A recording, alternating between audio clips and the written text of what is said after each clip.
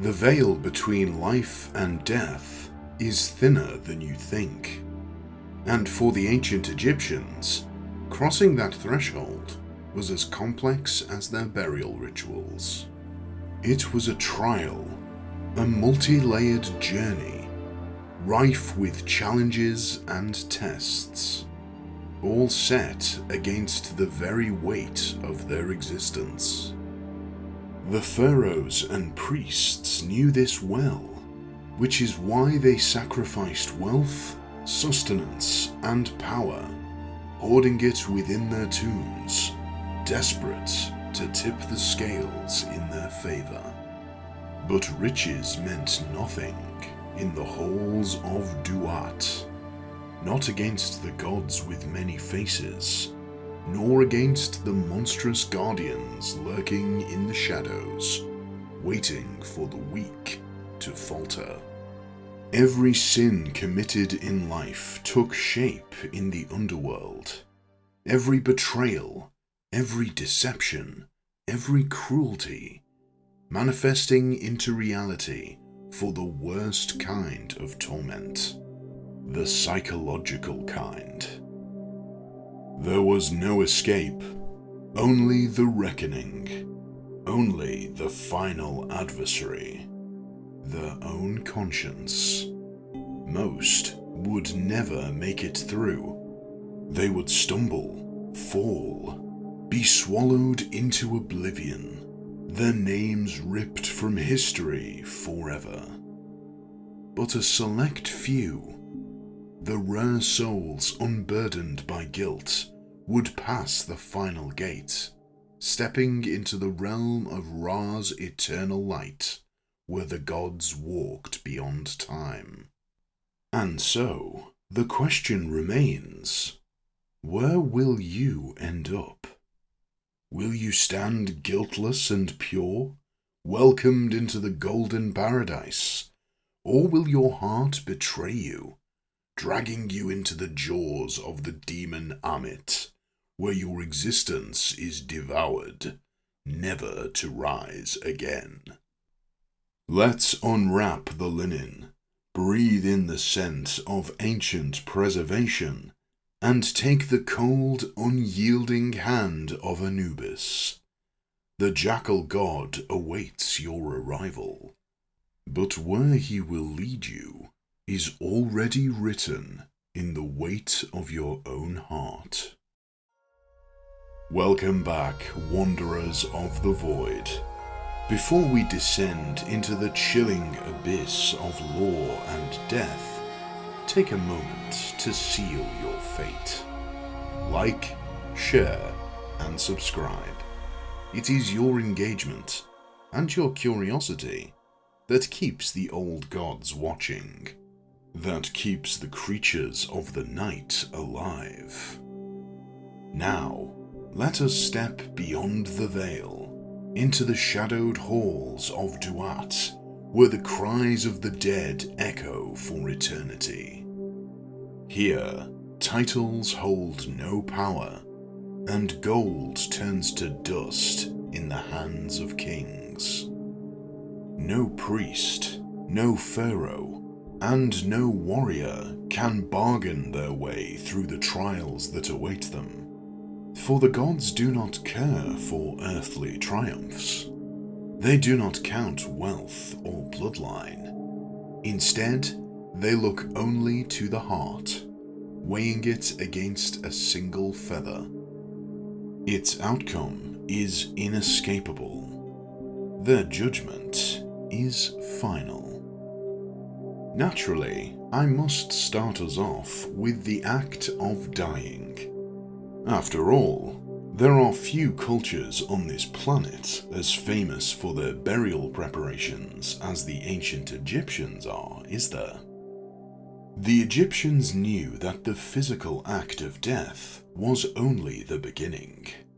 The soul, torn from its earthly shell, would descend into Duat, a world of endless twisting corridors, shifting darkness, and monstrous spirits.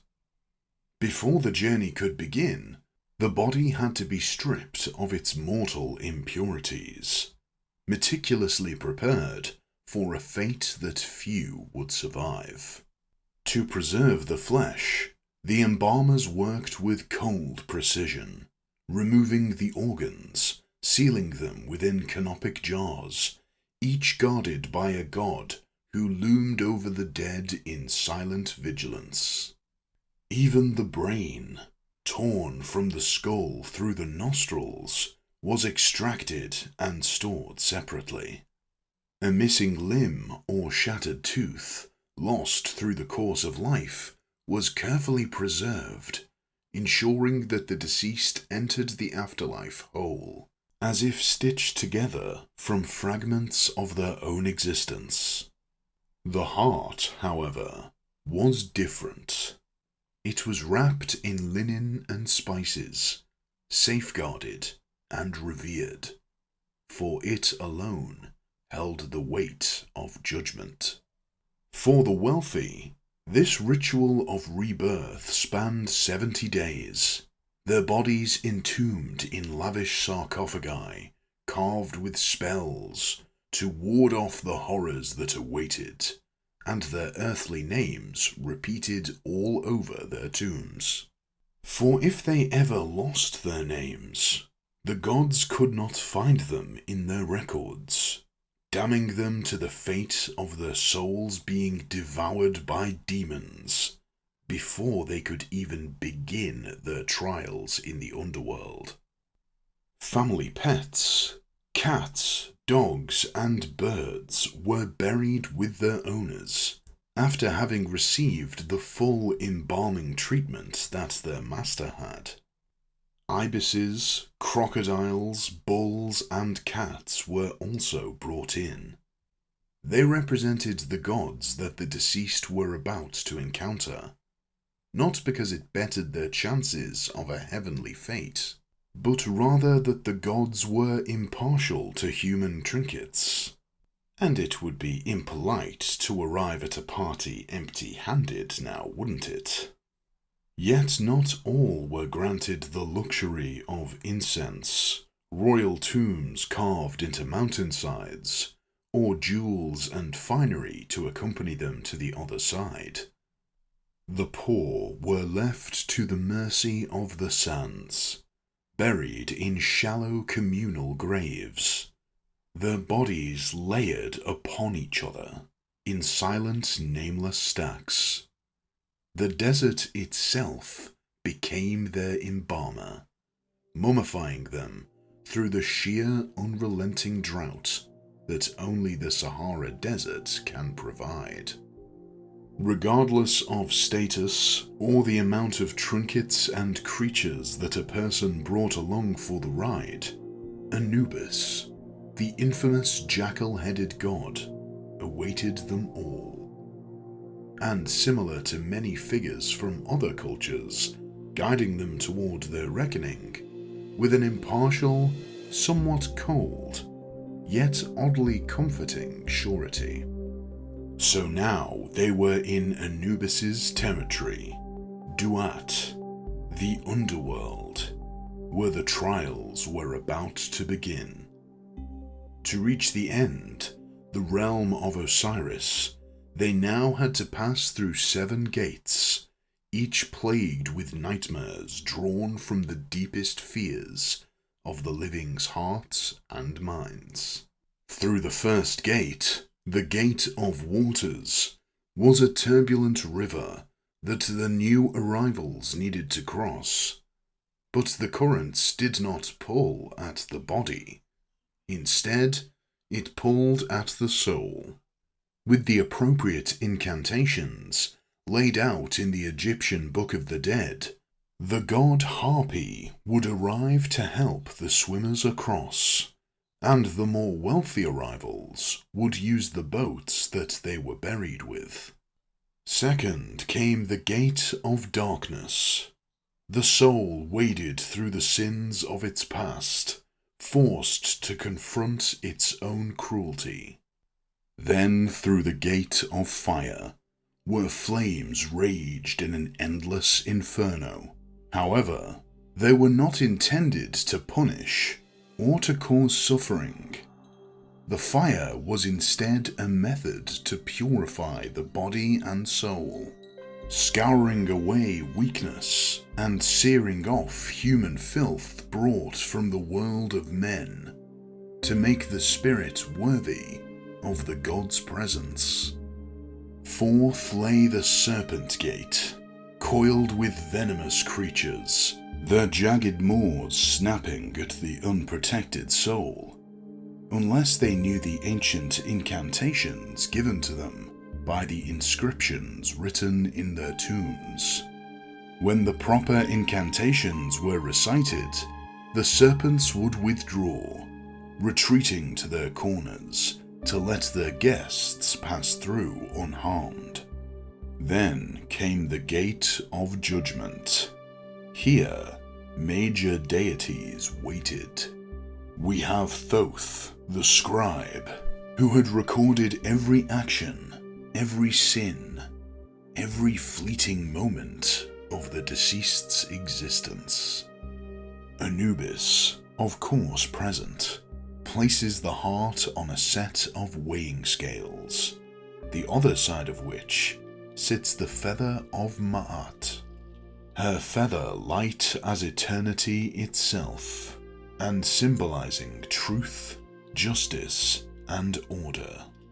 And Osiris, encased in eternal wrappings, his green flesh heavy with the burden of gods.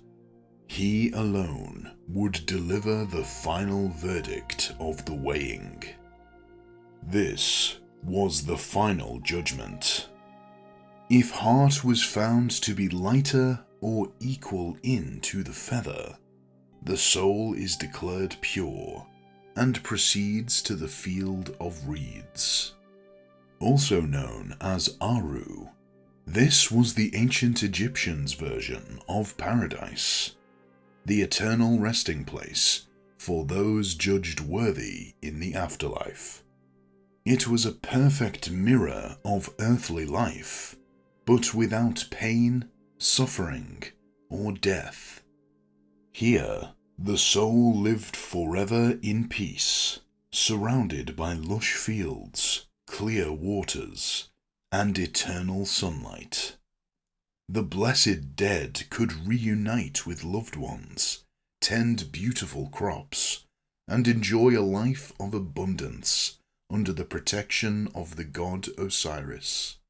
It was the ultimate reward, a paradise where the soul was free, whole, and eternal. Yet, if the scales tipped, if the heart sank with the weight of a life wasted, Ammit would rise from the void.